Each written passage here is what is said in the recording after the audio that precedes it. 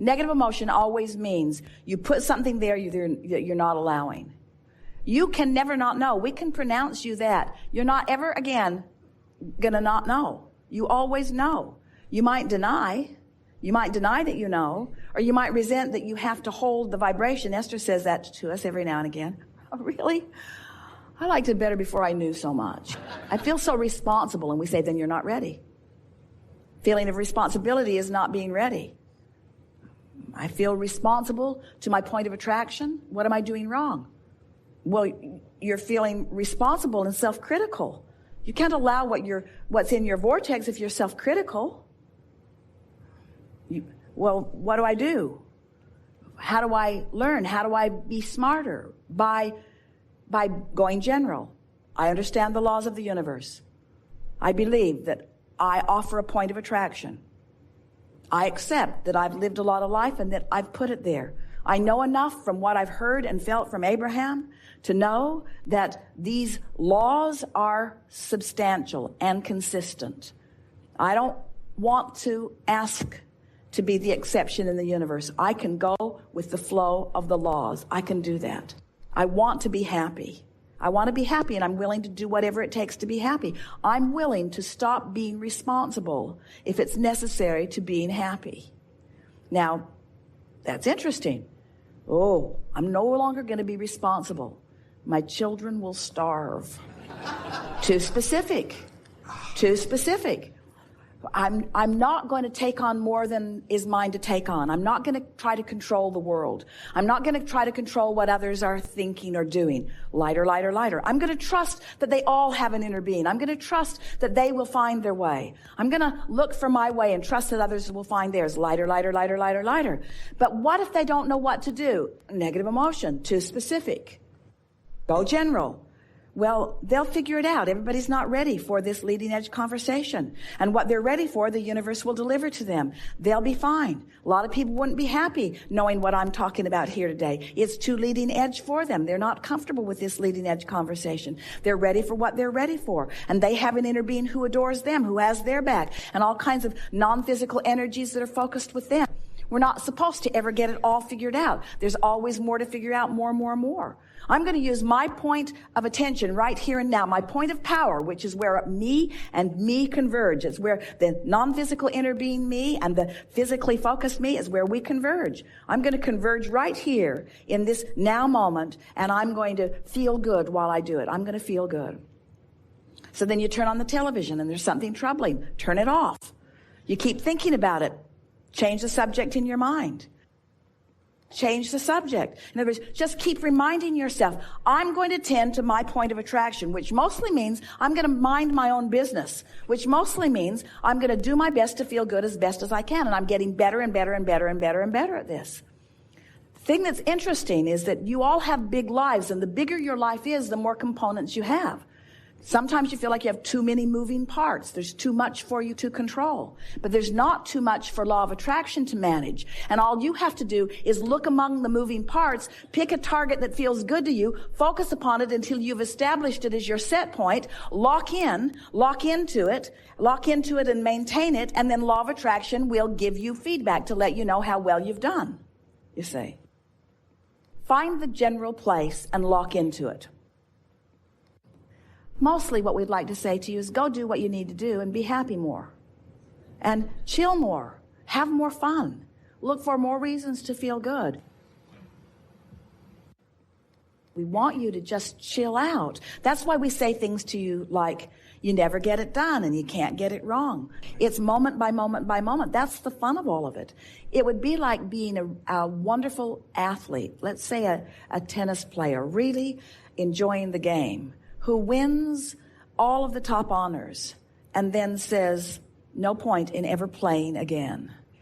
And we say, really? We thought you were playing because you liked the agility that your body discovered. We thought you liked to play because you liked the clarity and the strength of your body. We thought you liked it every time you put that ball right where you meant to put it. We thought you liked the intuitive feeling that you had when you anticipated where the ball was going and you were there to meet it. Even when that other guy is so good that he usually surprises people. We thought you liked the game. Are you saying you only like the trophy? You see. And you all came for the game. And the game never ends, you see. You got to keep playing. You got to keep playing, and you got to keep winning, but you got to keep playing, because there's always another game and another game and another game and another game. Every moment there's another game. There's another point of clarity. There's another opportunity to uplift. There's another opportunity to have way more fun than you've ever had before. That grid is just ripe. The vortex is ripe with whatever the grid is ready to allow, you see. Your work is to prepare the grid. Your work is to be ready for what's ready. It's ready. The question is, are you? Are you ready? And if you're having fun, you're ready. If you're chilling, you're ready. If you're happy, you're ready. If you're flowing with enthusiasm, you're ready. If you're ornery, you're not ready for what's in the grid you want. You're ready for what's in those other grids. You have to realize that through the experience of life, of knowing what you don't want and knowing what you do want, you have very specifically put the characteristics of what you want into the vortex. And the larger part of you has not only been aware of them, but has been the vibrational equivalent of them ever since you put them there. And every time you have a new experience which causes you to amend it a little bit, to change it or expand it a little bit, because as you move through life, you do that all the time. The inner being part of you keeps up with it. So you created it specifically, and it stands with such specificity that it stands there really specific. It does. It stands there in that perfection that you have assigned. And so now your only work is to allow the perfection that you've assigned to flow into your experience at the perfect moment in time. And that's why we said earlier, when you feel impatience, it means you're not allowing it. Even though it's ready for you, you're not ready for it.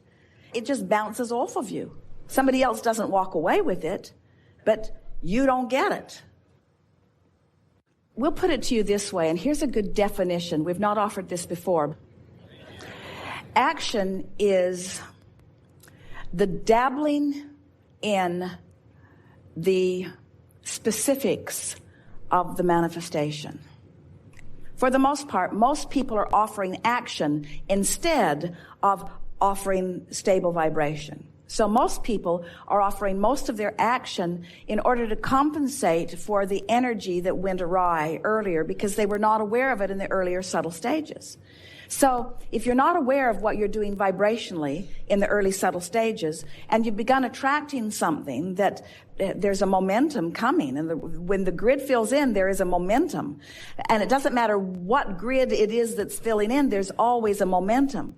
So a lot of people use their action in order to try to compensate for the momentum, because they weren't paying attention to what they were doing earlier. It's sort of like the cast on your arm is sort of like that. That was action that you applied after the fact because you weren't paying attention to what you were doing vibrationally before. Then we want to say that since you have different vibrations going on relative to different subjects, and often there are things that you just need to do. You have responsibilities and you can't just not do them. But you could do a better job of doing your vibrational work first. And by that we mean meditate more often. We would every single day. We would take the time to quiet our mind. We just would, because that is the easiest way to sort of clear out the vibrational clutter. And then we would make lists of positive aspects, and we would make them about things that are really easy to make them about. We would not be trying to create with our positive aspect book. We would be genuinely tuning ourselves to the frequency of what feels good. So we would pick the easiest things in our life that make us always feel good when we think about them, and we would fill the pages of our book with only that. And then we would look for reasons to appreciate it as often as possible, and then we would do everything else that we feel like we need to do. The best process that we've ever offered for this, Esther was in a sort of fit of frustration with too much to do. And Jerry and Esther were sitting in a restaurant, and they had paper placemats in front of them. And Esther said, "Abraham, I don't know what to do." She was sitting there overwhelmed with her list, which was pages and pages and pages long.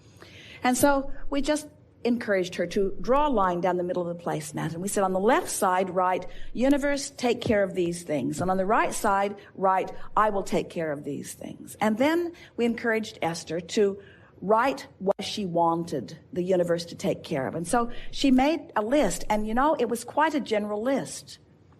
It was quite a general list because she wasn't thinking in terms of the universe washing the car today.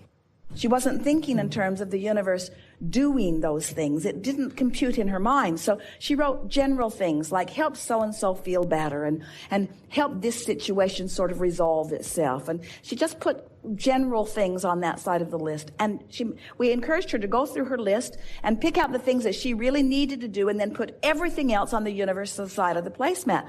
Well, so she did. She went down. It took almost an hour after they had finished their meal for Esther to transfer everything to the placemat. And on her side were only 4 things. It was something like make a bank deposit, and they were important things that really needed to be done that day. So she accomplished those 4 things, and with relative ease. And to her astonishment, several of the things on the universal side of the placemat happened without her attention to them. And then she was off and running. Well, what this placemat process actually does is it teaches you to let go. It teaches you to let go of the angst because she only chose the things that she felt were manageable. And in her new decision to only do this much, what she accomplished, which is far more important to the list than anything else, she accomplished a vibrational grid that allowed the universe to do what it's always wanting to do. And the placemat process simply got Esther out of the way, you see. It is so delicious, though, to do the grid work first. And then as the grid is filling in, the action is inspired. If you've been listening to us for a while, we've been saying this for years, that if you tune in, tap in, turn on to the energy, and then do whatever you feel inspired to do. Not motivated. Motivated is trying to fix it when it's going wrong. Inspired is when the vortex is calling you toward it. That's that feeling of inspiration. And it's that feeling that you know the rightness of it. You just can't hardly stop yourself from doing it. It feels so right to you. Where the motivation is, I need to do that. That's that obligated thing. And we know there are plenty of things. You are a very busy bunch. You live in a world that is more interconnected than ever before, and you have more details that are flowing through your life experiences. If we were standing in your physical shoes, we would not integrate so specifically with so many people so much of the time. Because just your awareness of what's going on, just your Facebook alone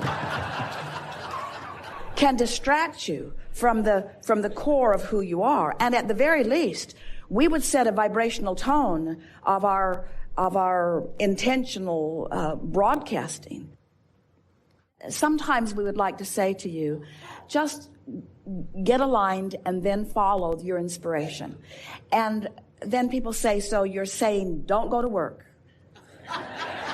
and do not make my bed, do not mow my lawn, do not do any of those things that I feel responsible to do. And we say, well, the thing about that is that when you don't do what you said that you would do, then usually it gets worse. In other words, because not doing something is taking action too. Ooh, not doing it is an action too.